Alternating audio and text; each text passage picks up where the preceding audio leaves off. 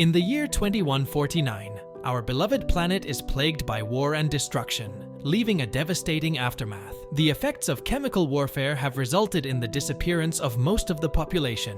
9 years have passed, and the scene shifts to a time where a few fortunate survivors, including Darwin, have found shelter in a bunker. Their only means of connecting to one another is through the computers in their homes. Each morning, Darwin anxiously turns on his computer, hoping for updates on his mother. However, he only finds the same recurring message that she is still asleep. He occasionally gets up from his chair for a quick ultrasound shower, but most of the time he is confined to his chair. He also enjoys virtually extracting minerals from the Earth's surface that are crucial for building advanced bunkers. Meanwhile, a news broadcast reminds him that leaving the bunker is strictly forbidden because of the dangers on the surface of the Earth. While enjoying his brief respite, he selects his lunch from a special window provided by the computer. Until bedtime, the prisoner's sole source of entertainment is computer games. In spite of this, he does not find true happiness. According to Darwin's recurring dreams, his mother abandoned him in the bunker, despite her assurance that he would eventually find a way out. On one of those long, boring days when nothing seems to change at all, Darwin hears a familiar sound while operating a tractor. As he rotates the camera,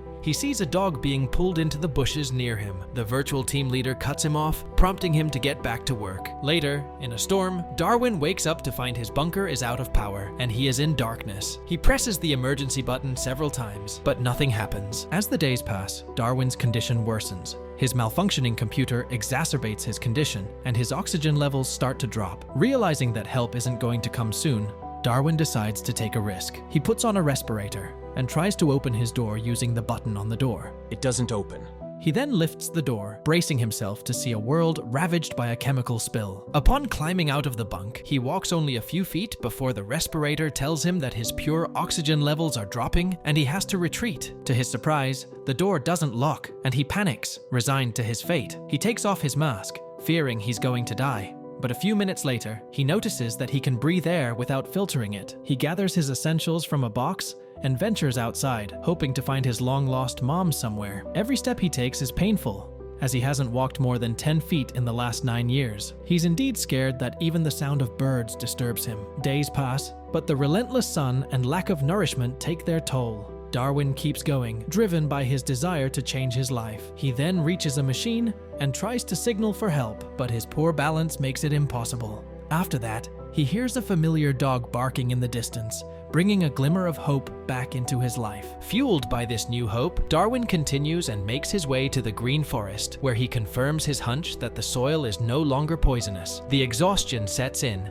and he falls asleep in the middle of the forest. On the morning of the break, he wakes to the buzzing of mosquitoes and the dog's constant barking, which he has always heard. He notices the dog's owner, a young girl called Dara, hesitating to approach him. Darwin, who has been silent for years, is unable to speak, but he tries to catch up to her, desperately seeking help. She notices him and sets off an alarm, alerting the camp community, who had escaped from the bunker. The worried older woman tells her children to hide while she gets ready to greet the visitor. The woman realizes that Darwin is probably just as scared as they are, and she tells him about her home. Darwin can understand what she is saying, but his language is limited to computers. He takes the food she left for him and eats it on the floor. With each time she says something, Darwin comes closer to the bowl. Finally, Lillian tells the boy about her home, and Darwin does understand what she is saying, but his communication is limited to the computer interface. He says yes to staying at the camp for the night, and tells Lillian to get the mattress out. Relieved to be among fellow living things, Darwin tells himself that this is just a temporary break, and he will keep going in search of his mother. Not long after, he finds himself sitting at a table with the others, tasting tea for the first time.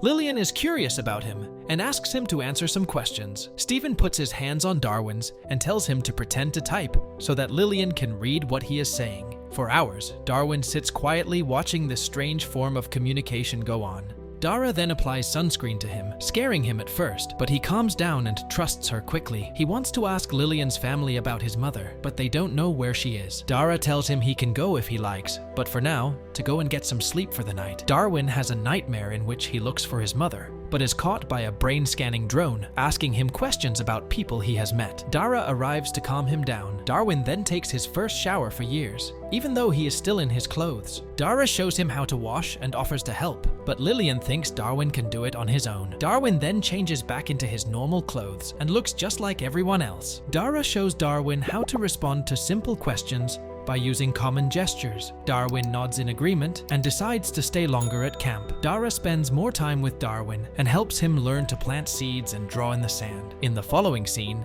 Darwin regains his ability to speak, and he starts to help Lillian with things around the house, such as setting the table. Lillian sees a bond forming between them. The family then goes about their daily lives without being aware that the warden's drone is hovering nearby, and they enjoy a dance session in the afternoon. Dara teaches Darwin a waltz, and in exchange, he shows her a few dance moves he's picked up from his video games. During a walk through the forest, Dara tells him the story of how his father broke the law and went to sea to start a new life and have more kids. Darwin gets to know the family and develops a strong bond with Lillian's children. One of her daughters, Beth, is concerned that the government's pursuit of Darwin could put their camp at risk and put everyone else at risk. Lillian tries to console her daughter, but she's aware of the risk she's taking by harboring a strange fugitive. When Beth again expresses her concern, Darwin realizes that she's indirectly talking about him. Darwin realizes that because they're considered criminals for associating with him, they're more likely to get caught. Lillian takes the children for a walk in the woods, and it's Darwin's first time to see the river. He takes a leisurely dip in the wild water and plays games with the children. Meanwhile,